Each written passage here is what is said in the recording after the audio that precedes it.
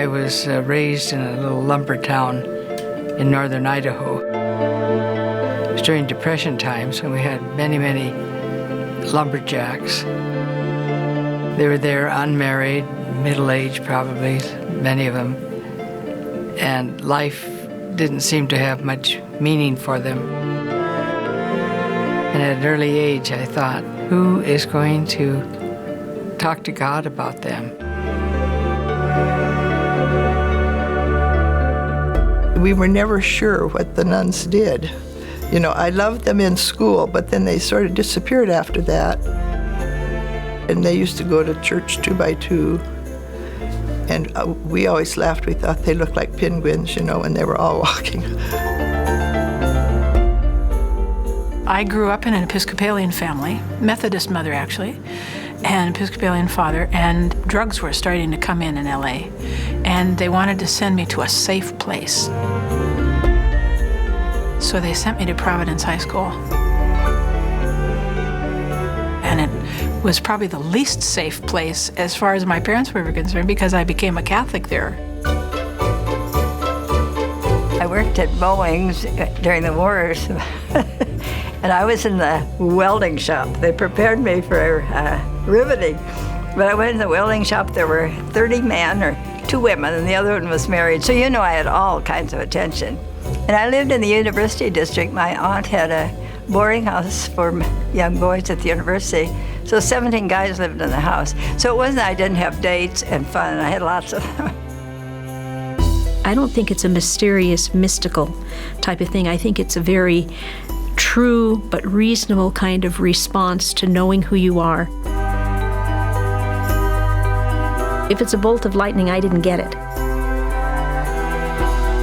My relationship with God is the basis of my existence. I knew that as I grew up more, that I would give my life to God.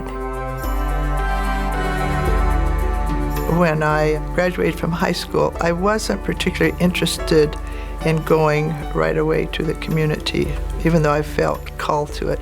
I wanted to have fun. So I thought, well, I'm going to do this for the last time and this for the last time, and then I'll go. Every night I'd say a little prayer. God, lead me to do what you want me to do with my life for others. And I ended up choosing to be a sister of Providence.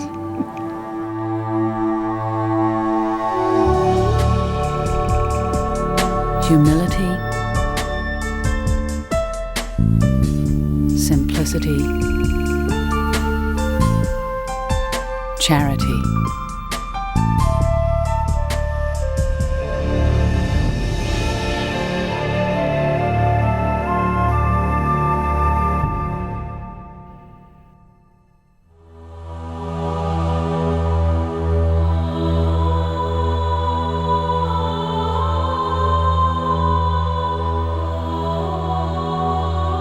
In the early 1800s, Montreal's Notre Dame Cathedral was a place of great joy for a young woman named Emily Gamelin. She was married in the cathedral, and her children were baptized there. But soon thereafter, Notre Dame became a sanctuary for Emily's sadness and sorrow. The deaths of her husband and 3 young sons, all in 5 years' time, plunged her into unimaginable grief. Through her aching loneliness, she found solace in serving the poor and vulnerable, her calling to the work ultimately leading to her life as a woman religious. In 1844, Emily became Mother Gamelin, the first superior general of what would later become the Sisters of Providence. Our foundress had a very special devotion to our Mother of Sorrows, to Mary as she experienced deep sorrow in her life because of her connection with Jesus. Mary had lost her son, and Emily had lost her 3 sons and her husband.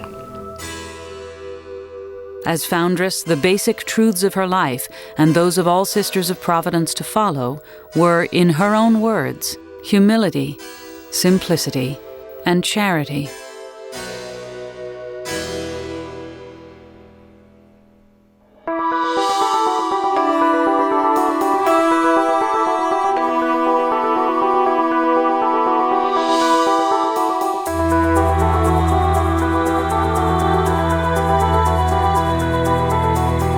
a sister of Providence is to be involved in some kind of service to others. Wherever a sister is involved and she is carrying out her ministry, then that's what she is doing. She is revealing Providence, and she's also in this world letting people know that there is a compassionate, sorrowful mother who they can turn to when there are times when things aren't going as well as they would like them to go in their lives. The challenge of religious life is community life, actually. Like I always often say, it brings joy, but it also is the most challenging part, at least for me. But I'm glad to say that I have experienced more joys than challenges.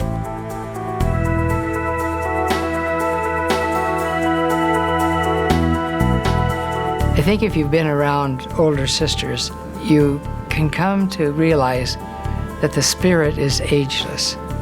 You know, I don't feel any older in what I call my spirit, than I did when I was young. What motivated me then motivates me now. What rejoiced me then rejoices me now. Sometimes I think people talk about our vows as being sacrifices. Personally, I believe the vows really free us in many ways. I don't own a home. I don't own a car, but do I have a car? Do I have a place to live? Certainly, because the community provides that. My vow of poverty is my sense of how do I free myself from being attached to things. My vow of obedience means that I don't fully call the shots in my life.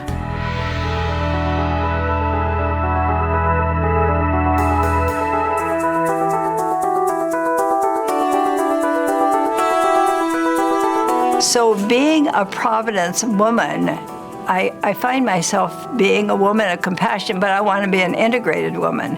So body, mind, and spirit.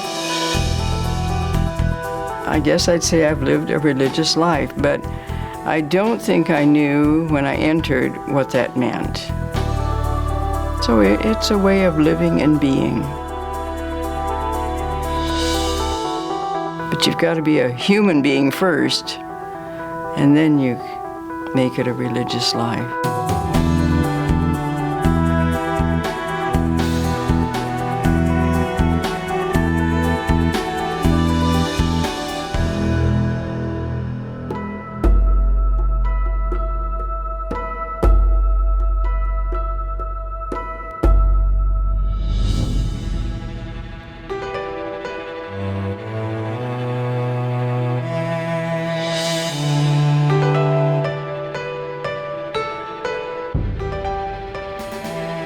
On a damp December day in 1856, a small group of French-Canadian Catholic sisters arrived at Fort Vancouver, Washington Territory. Having left their homes and families in Montreal, Quebec, and after a month-long winter journey by ship, the five sisters humbly began a legacy of care and compassion in the rough-and-tumble Pacific Northwest. Bishop Bourget of Montreal dedicated the mission to the Sacred Heart of Jesus and bestowed a name on its leader and new superior, Mother Joseph of the Sacred Heart. 13 years earlier, she had become Sister Joseph under the spiritual guidance of Mother Gamelin in Montreal. Beseech them to continue their prayers for our little mission, which I pray will glorify God if we place no obstacle in the way. To be charged with the guidance of others, to govern a house, to train young sisters with my inexperience, my natural disagreeable disposition, my ignorance, all these thoughts came crowding upon me and crushed me to earth. Mother Joseph, 1856. Living conditions at Fort Vancouver were rustic at best. While the sisters' arrival had been eagerly anticipated, few preparations had been made. The first so-called convent was the attic of the local bishop's house. The women had virtually no resources. There were no schools or hospitals in the area. The cultures and customs were new and different. Even the language was foreign to most of them. But the sisters were rich in faith. determined to live their mission of bringing Christ into every life, caring for the sick and the poor, and educating children. For them, the good fight had just begun. Schools are needed first of all. Americans do not count the cost where education is concerned, and their generosity will help us to maintain our establishments for the poor. Mother Joseph, 1865. Mother Joseph was very capable and deeply spiritual in her own way. And when she went to the West, she listened to people's stories and kept her eyes open and noticed the needs. And those first sisters responded with generosity. When they arrived, it was immediately someone needed health care. Basically, they came to the door and they had needs to be taken care of. An orphan would be brought to their doorstep, or young people needed to be taught to read and write.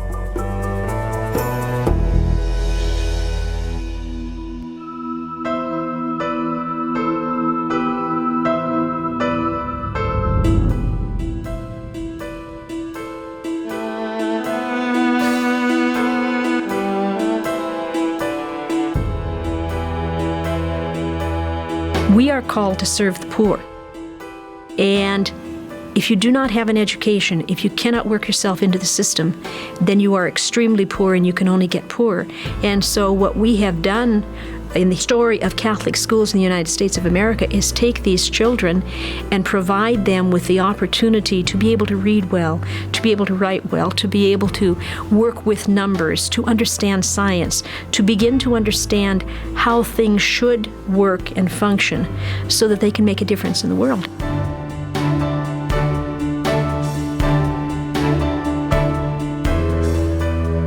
Ministry is a way that each one of us serves, and ministry to us is very much part of our lives.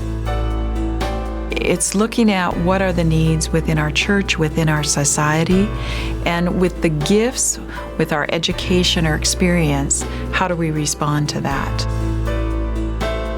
The healing ministry is a ministry that's really taking care of needs of the poor. And it's something that nobody wants. Go over to emergency, and you see how many people come to emergency all the time because they have no health insurance. The need to go out to these people is very, very great. We have never refused anyone.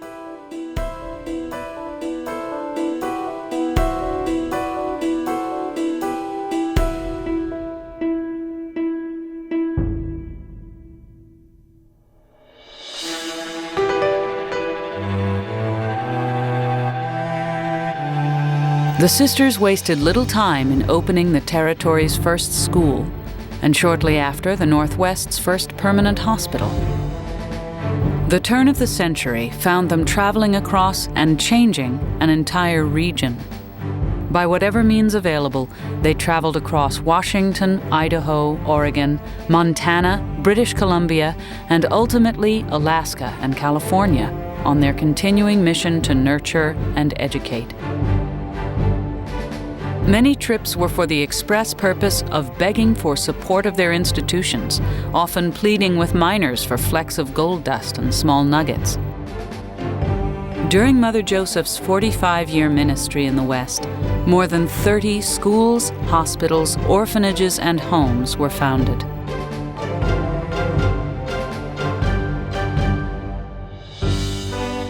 No institution was more associated with her than Providence Academy in Vancouver.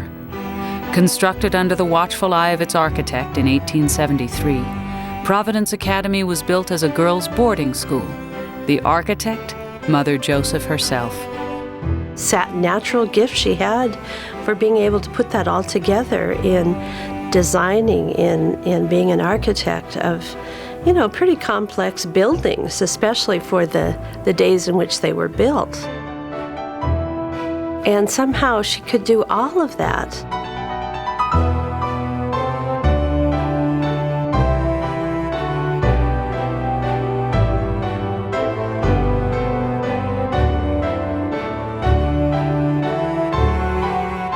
She was kind of a contractor's contractor because those guys didn't get away with a thing. You know, she'd go and check their work at night, and if she didn't like it, if it didn't meet her standard, they got to do it again the next day. I think that the spirit of Mother Joseph is in many women in our province.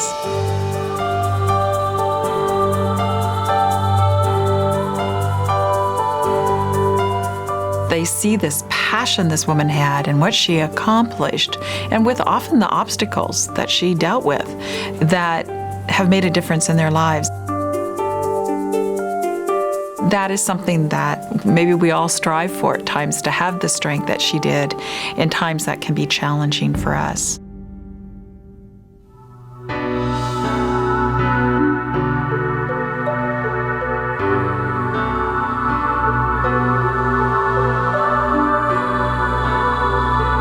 Mother Joseph drew her last breath in 1902 in a room adjoining the chapel at Providence Academy. Blessed with a keen mind and a complex personality, she was many things to many people. Politically savvy, compassionate, tough, deeply spiritual, sometimes difficult, a leader, and always a devoted follower. My dear sisters, allow me to recommend to you the care of the poor in our houses, as well as those without. Take good care of them. Have no fear of them. Assist them and receive them.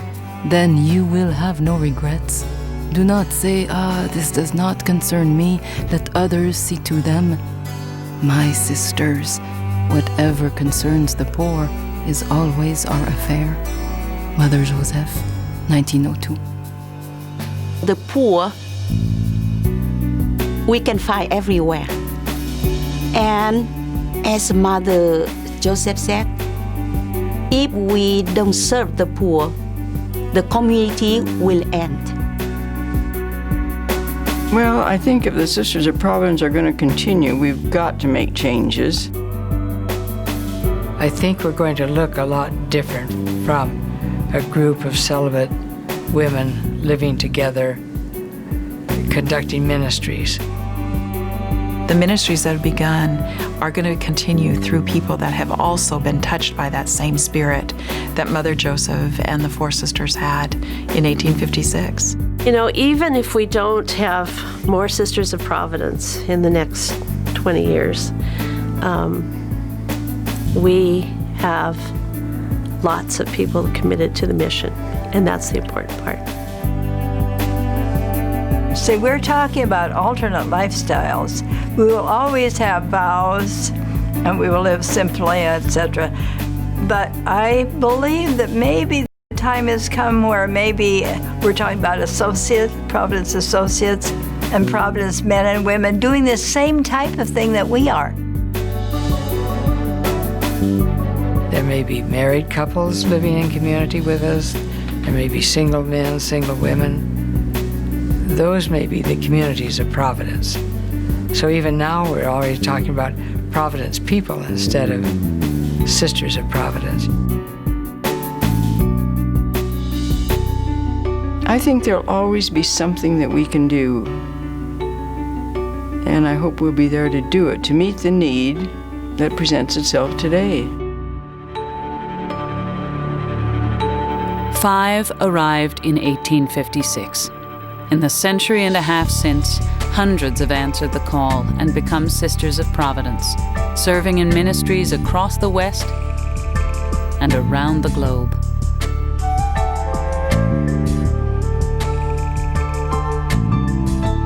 The Sisters of Providence, serving selflessly, often quietly, and always with humility, simplicity, and charity.